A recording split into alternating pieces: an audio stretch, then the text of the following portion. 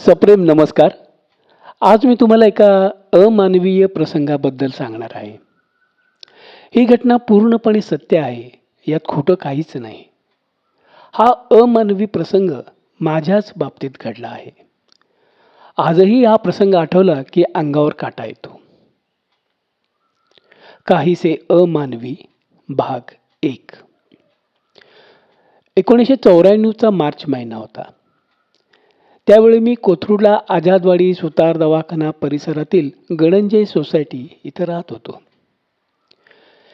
त्या दिवशी मी माझ्या मित्राकडं वारज्याला संध्याकाळचा असा गेलो होतो. माझा मित्र एक सर्किट असेंबल करत होता. त्यात काहीतरी फॉल्ट असल्यामुळे त्यांनी मला मदतीला बोलावले होते. आम्ही दोघे बराच उशिरापर्यंत त्या सर्किटमधला फॉल्ट हुडकत बसलो होतो. शेवटी एकदाचा फॉल्ट सापडला. आम्ही जाम खुश झालो. हे होईस्तोपर्यंत घड्याळात 9 वाजले होते. मित्रानं आग्रह केला, अरे आता इथंच जेवण करून जा, नाहीतरी उद्या गुरुवारच आहे ना, सुट्टीच आहे. मस्त जेवण करू, निवांत गप्पा मारू आणि घरी जाऊन तरी काय करणार तू? मी त्याला हो म्हणालो. जेवण झाल्यावर आम्ही टेरेसवर खुर्च्या टाकून निवांत गप्पा मारत बसलो. बऱ्याच दिवसांनी असा योग जुळून आला होता.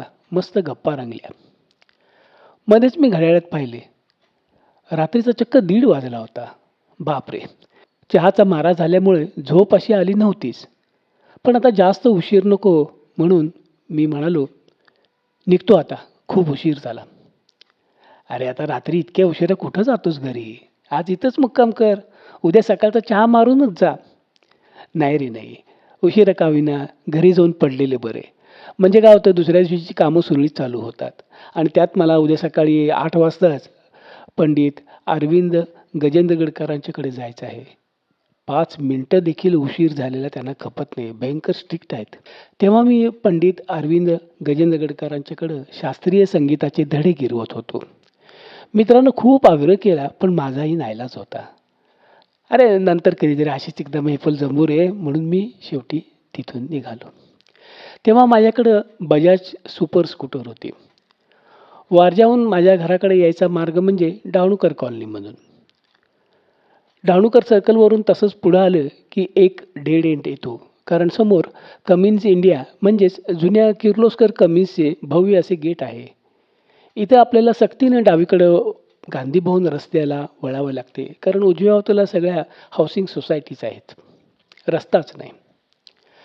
हा गांधी भवन रस्ता कमिन्सला वळसा घालून एका टी जंक्शनला येतो. त्याची एक बाजू महात्मा नगर, गोपीनाथ नगरकडे जाते आणि टी मधला दुसरा रस्ता पुढे सरळ जात गणंजय सोसायटीतून स्टेट बँक ऑफ हैदराबाद समोर येतो आणि तिथून पुढे आझाद नगर सुधार दवाखाना रस्त्याला जाऊन मिळतो. माझे अपार्टमेंट याच रस्त्यावर असल्यामुळे मी सरळ महात्मा सोसायटीकडे न जाता सरळ त्या टी जंक्शनला उजवीकडे वळायचो. त्या दिवशी मी वारज्यातून जे निघालो, रात्रीचे साधारण 1:45 वाजले असतील. तिथून मला कमिन्सच्या गेटपर्यंत पोचायला एक 7-8 मिनिटं तरी नक्कीच लागली असतील. सगळीकडे पूर्ण शांतता होती. रस्त्यावर चिटपाखरूसुद्धा नव्हतं. अर्थात माझ्यासाठी हा रस्ता नेहमीचाच असल्यामुळं मला ते काही जाणवलं नाही. हा गांधी भवन रस्ता एकदम सिनेरिक आहे. कमिन्सच्या गेटला उजवी घालून पुढे आले की डाव्या हाताला अपार्टमेंट्स आणि उजव्या हाताला कमिन्स. साधारण एक 300 मीटर पुढे आलं की हा रस्ता उजवीकडे वळतो. आता डाव्या हाताला अगदी जंगलाचा फील देणारे स्मृतिवन आणि उजव्या हाताला कमिन्सची मागची बाजू.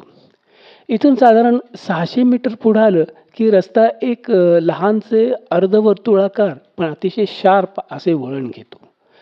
इथं दोन्ही बाजूला अगदी घनदाट म्हणता येईल अशी झाडी आहे. त्यातच एक लहानसा ओढा स्मृतिवनातून निघून रस्ता ओलांडून कमिन्सच्या प्रॉपर्टीमध्ये गडप होतो. ओढ्यावर एक कल्व्हर्ट आहे आणि तिथंच एक उंच वाढलेले आणि अतिशय विचित्र पसारा असलेले, आकार असलेले एक झाड होते. अर्थात हे सगळं 1994 मधलं मी वर्णन करतोय. आज 2026 मध्ये तिची स्थिती काय आहे हे मला माहिती नाही, कारण त्यानंतर मी त्या भागात कधी गेलोच नाही. सोबत दिलेला नकाशा पहा. मी येत होतो तो मार्ग पिवळ्या बाणांनी दाखवला आहे आणि घटना जिथं घडली तो भाग लाल बाणाने दाखवला आहे. कमीच्या गेट समोरून मी डावीकडे वळलो. तसं पाहिलं तर कमीच्या गेटवर देखील शुकशुकाट होता. सिक्युरिटी गेटवरचे 1-2-3 कर्मचारी वगळता सारे काही सामसूम होते. गेटवर दिवे असल्यामुळे बराच उजेड होता. पण जसं मी डावीकडे वळून गांधी भवन रस्त्यावर आलो तसं लक्षात आलं की स्ट्रीट लाईट्स बंद आहेत. डाव्या त्याला अपार्टमेंट्स होती, त्यातनं तुरळक असा उजेड येत होता. अर्थात मला त्याचे काहीच वाटलं नाही. 5-7 मिनिटाचा काय तो प्रवास. पुढं उजव्या त्याचं वळण घेतलं आणि आता डाव्या हाताला स्मृतिवनाची गर्द झाडी आणि उजव्या हाताला कमिन्सचे बॅकयार्ड असा सीन होता. आधीच अंधार, त्यात रस्त्याची दयनीय अवस्था, स्मृतिवनातून नेहमी दिसणारे कोल्हे, कुत्री यासारखे प्राणी आडवे येण्याची शक्यता, हे सगळं गृहीत धरून मी स्कूटरचा वेग तसा कमीच ठेवला होता. मार्च महिना असला तरी स्मृतिवनातून येणारे वारे चांगलेच झोंबत होते. आता ते अर्धवर्तुळाकार वळण जवळ आले. हा एक ब्लाइंड स्पॉट असल्यामुळे मी स्कूटरचा वेग आणखीन कमी केला. मगाशी सांगितलं तसं अगदी ह्याच पॉईंटला एक ओढा स्मृतिवनाच्या टेकडीवरून येऊन रस्ता ओलांडून कमिन्सच्या प्रॉपर्टीत गडप होतो. त्या ओढ्यावर एक कलवर्ट आहे. मी त्या कलवर्टच्या जवळ पोचलो. सावधगिरी म्हणून मी स्कूटरचा हॉर्नही वाजवला. ही एक सवय आहे. माझ्या स्कूटरचा तो दळबद्री हॉर्न तो काय आवाज करणार, पण रात्रीच्या नीरव शांततेत हा किरकोळ वाटणारा आवाज देखील खूप मोठा वाटला. मी हॉर्न वाजवला ही एक नकळत केलेली चूक होती. पुढं जे काही घडलं त्याचा तो एक ट्रिगर पॉईंट ठरणार आहे हे त्यावेळी मला कसे माहीत असणार. मी हॉर्न वाजवला, वळण अगदी जवळ आले आणि एक एक विचित्र प्रकार घडायला सुरुवात झाली. मला जाणवलं की स्कूटर कोणीतरी घट्ट पकडून ठेवल्यासारखी जागीच स्थिर झाली. मला क्षणभर काय झालं ते कळलंच नाही. मी ॲक्सिलेटर रेस केला, काही फरक नाही. स्कूटरचं इंजिन कर्कश आवाज करत होतं, पण स्कूटर 1 इंचही पुढं सरकत नव्हती. स्कूटरसारखं वाहन मी गेले कित्येक वर्ष चालवत होतो. इतक्या वर्षात स्कूटरला येऊ शकणारे सर्व प्रॉब्लेम्स एक-एकदा का होईना येऊन गेलेले होतेच. पण हे काहीतरी विचित्रच होते. हा एकदम नवीन अनुभव होता. पेट्रोलचं म्हणाल तर संध्याकाळी वाज्याला जातानाच मी टाकी फुल केली होती. पेट्रोलमध्ये कचरा हे एक कारण असू शकते. गाडीचं फायरिंग तर स्मूथ होतं. एक शंका आली की टायरमध्ये काहीतरी अडकलं असावं, त्यामुळं स्कूटर जॅम झाली असावी. मी स्कूटर न्यूट्रलला घेतली, इंजिन बंद केले, गाडी स्टँडवर उभी केली, खाली वाकून चौफेर पाहिले. चाकात तर काहीच अडकलं नव्हतं. मी गिअर आणि क्लच केबल्स चालवून पाहिल्या, त्यातही काही बिघाड दिसत नव्हता.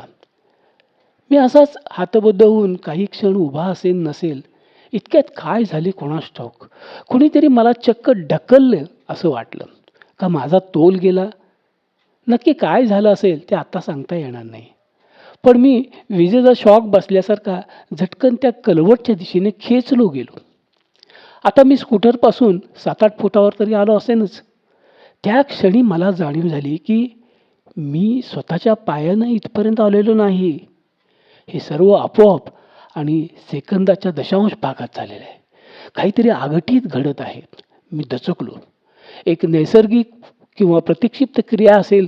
मी स्कूटरकडे धाव घेतली म्हणण्यापेक्षा मी तसा प्रयत्न केला असंच आता म्हणावं लागेल. कारण जे स्कूटरच्या बाबतीत झालं तेच माझ्या बाबतीत पण झालं. मला अक्षरशः 1 इंचही पुढं सरकता आलं नाही. पाय जमिनीला चक्क चिकटल्यासारखे झाले होते.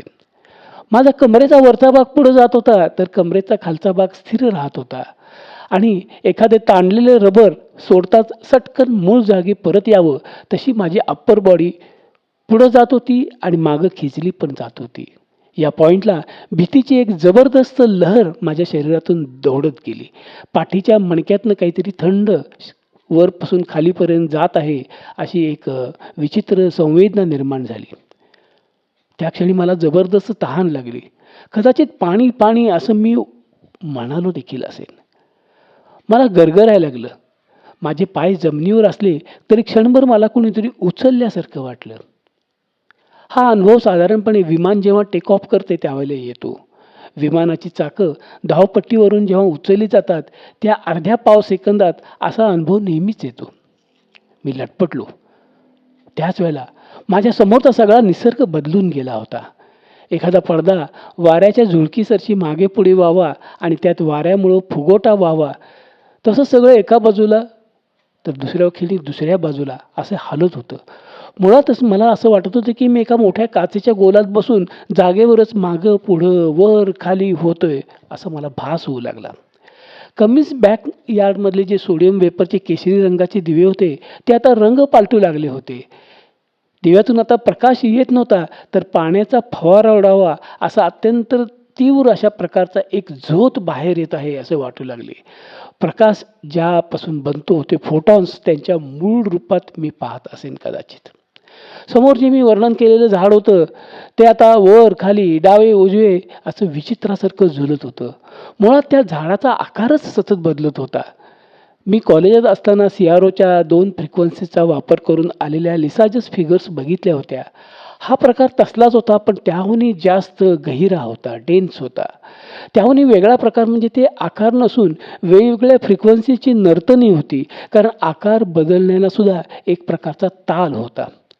मी डोके गच्च पकडून त्या कलवटच्या कट्ट्यावर बसलो कसला, चक्क कोणीतरी खांद्यावर दाब देऊन मला तिथं बळजबरीनं बसवलं असं म्हटलं तर वावगं ठरणार नाही. आणि आता एक प्रकारचं संगीत माझ्या कानावर आदळू लागलं. संगीतच म्हणायचं त्याला. त्या संगीतात असंख्य वाद्ये असावीत का एकच वाद्य एकाच वेळेला अनेक ध्वनी निर्माण करत होतो कोण जाणे. हो, पण ते एक प्रकारचं संगीतच होतं. उदबत्तीचा धूर जसा गिरक्या घेत वेगवेगळे आकार निर्माण करत आकाशात झेपावतो ना, तसं हे संगीत ज्याला आवाजही होता आणि आकार पण होता. कॉर्ड्स जशा जशा बदलत जातील तसे तसे आकार पण बदलत होते. मुळात तो आवाज कानामार्फत ऐकायला न येता त्वचेमार्फत येत असावा, कारण त्या आवाजाची स्पंदने मला प्रथम त्वचेवर जाणवत होती आणि मग मेंदूमार्फत त्यांचे आकलन होत होते. क्षणभर असं मला वाटलं की मी पारदर्शक झालेलो आहे. प्लॅस्टिकचा एक कागद असावा तसा मी झालो आहे. किंबहुना मला कोणती मितीच राहिली नव्हती. कसली तरी अस्पष्ट अशी स्पंदनं जाणवत होती. एवढंच काय ते माझे अस्तित्व राहिलं असावं. हे असेच काही काळ चालू राहिलं आणि अचानक, अगदी अचानक त्यातून माझी सुटकाही झाली. माझं नशीब चांगलं म्हणा किंवा कोणती तरी दैवी मदत मला त्या क्षणी मिळाली असावी, पण त्या भूलभुलैयातून माझी सुटका ही काहीशी अनपेक्षितरित्या झाली. त्या क्षणी मला एक जोरदार शिंक आली. संपूर्ण शरीर पिळवटून टाकणारी शिंक होती ती. त्या शिंकेबरोबरच मी बराचसा अधांतरी असा उचलला गेलो आणि परत कलवटच्या कट्ट्यावर दांडकन टेकलो गेलो. बस त्या क्षणी एखादे बटन दाबल्यानंतर दिवा कसा विझावा तसे सगळे थांबले. ते संगीत, तो गोलगोल फिरणारा परिसर, त्रिमिती आकृत्यांचे नर्तन, सगळे सगळे सगळे सगळे थांबले. समोरचे ते विचित्र झाड, अंगात आलेल्या व्यक्तीसारखे जे झुलत होते तेही नेहमीसारखे उभे दिसायला लागले आणि कमालीचा सन्नाटा पसरला. मी उठून उभा राहिलो. संपूर्ण शरीरात कमालीची थरथर जाणवत होती. पाय लटपटत होते. आता इथून पळून जायचं, जीव वाचवायचा, एवढंच काय ते माझ्या मनात होतं. कसं बसं बळ एकवटून मी स्कूटरकडे गेलो. या खेपेला मला चालता आले. क्षणात माझ्या लक्षात आले, स्कूटर पुढे जाऊ शकणार नाही, ढकलत न्यायला लागेल. पण का कोणास ठाऊक कुणीतरी सक्ती केल्यासारखं मी त्या स्कूटरला सरावानं किक मारली. स्कूटर चालू झाली. स्टँडवरनं उतरवली. सीटवर बसलो. कसा बसा पहिला गिअर टाकला आणि काय आश्चर्य, स्कूटर नेहमीसारखी सुरळीत धावू लागली. धाडकन दुसरा, तिसरा, चौथा असे गिअर बदलत मी सुसाट वेगानं निघालो. मी घरी कसा पोहोचलो असेल हे मला आजही सांगता येत नाही आहे. कितीही प्रयत्न केला तरी त्यातले काहीही आठवत नाही. मी गिअर बदलत निघालो इथपर्यंत मला आठवते आणि त्यानंतरची जी आठवण आहे ती म्हणजे मी अपार्टमेंटच्या गेटपाशी स्कूटर आली हीच आहे. त्या संपूर्ण प्रवासातला जो 3-4 मिनिटाचा जो भाग आहे तो माझ्या स्मृतीतून कायमचा पुसून गेला आहे. हा सगळा प्रकार माझ्या अंदाजानुसार अवघा एक 2-1 मिनिटं चालला असावा, त्याहूनही जास्त नाही. पण प्रत्यक्षात बघितलं तो सगळा प्रकार तासापेक्षाही जास्त वेळ चालला होता. कारण मी त्या जागेवर साधारण 2च्या सुमारास आलो असेल. प्रसंग घडल्यानंतर मी अवघ्या 1-2 मिनिटात तिथून निघालो असेन आणि सुसाट स्पीडनं घरी पोहोचायला मला एक 3 ते 4 मिनिटं लागली असतील. पार्किंग लॉटमध्ये स्कूटर पार्क करून 2 जिने चढून घरात येईस्तोपर्यंत आणखीन 1-2 मिनिटं, म्हणजे साधारणपणे मी 2:20 मिनिटं ते 2:25 मिनिटापर्यंत घरी असायला पाहिजे होतो.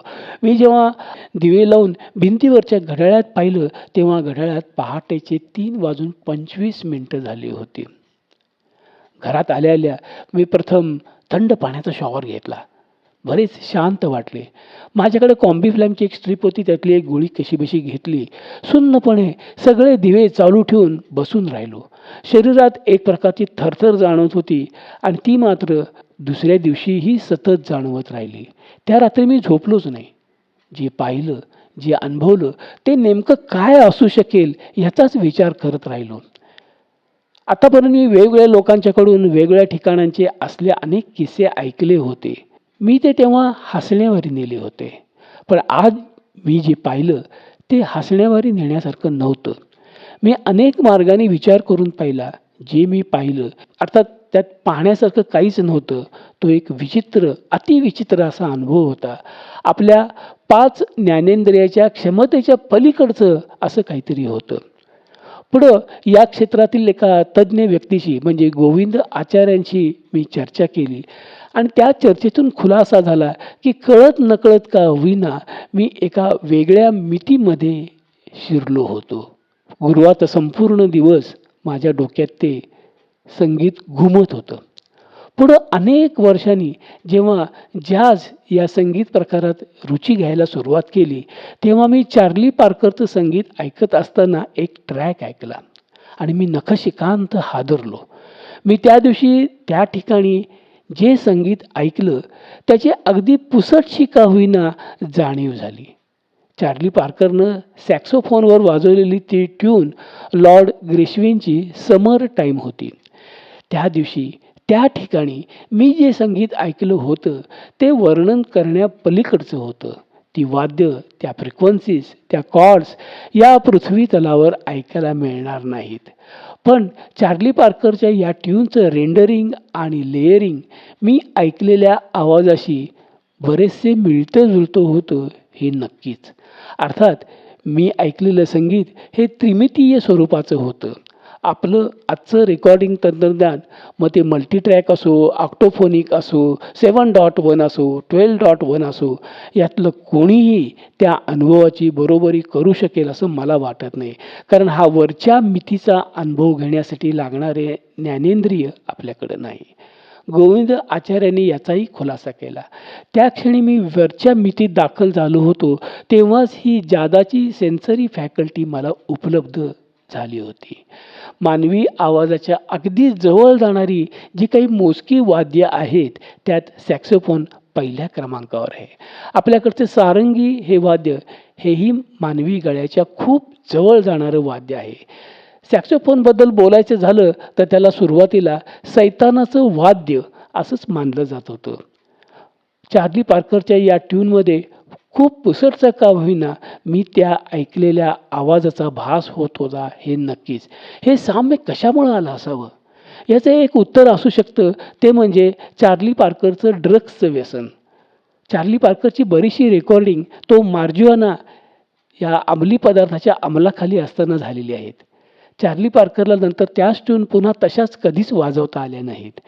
चार्ली पार्करचं नव्हे तर जॅझमधल्या अनेक कलाकारांनी केलेल्या अजोड कलाकृतींची निर्मिती या अशाच अंमली पदार्थाच्या नशेत निर्माण झालेल्या आहेत ही वस्तुस्थिती आहे. ड्रग्सच्या अंमलाखाली मानवी मनाचे, मेंदूचे काही अज्ञात कप्पे खोलले जातात. पुढच्या मितीमध्ये कळत नकळत का होईना प्रवेश होऊ शकतो आणि मग पंच ज्ञानेंद्रियांच्या पलीकडे जाऊन असलेल्या काही संवेदना, जाणीवा अनुभवता येऊ शकतात. आणि म्हणूनच असेल कदाचित तांत्रिक साधना करणारे अनेक जण भांग पिणे, गांजाची चिली मोडणे असे प्रयत्न करत असतात. असो, आपल्याला या स्वर्गीय संगीताची झलक ऐकवायचा मोह मला आवरत नाही. पण कॉपीराईट्सच्या इश्यूजमुळं ते संगीत इथं मी देऊ शकत नाही. पण हा व्हिडिओ इंटरनेटवर आहे. यूट्यूबवर चार्ली पार्कर समर टाईम असं सर्च केल्यास हा व्हिडिओ मिळेल. व्हिडिओ ओळखायला सोपं जावं म्हणून त्याचं मी थंबनेल इथं सोबत दिलं आहे. हा व्हिडिओ सर्च करा आणि जरूर ऐका. चार्ली पार्करने वाजवलेली समर टाईम ही लॉर्ड ग्रिशविन यांची ही ट्यून आहे.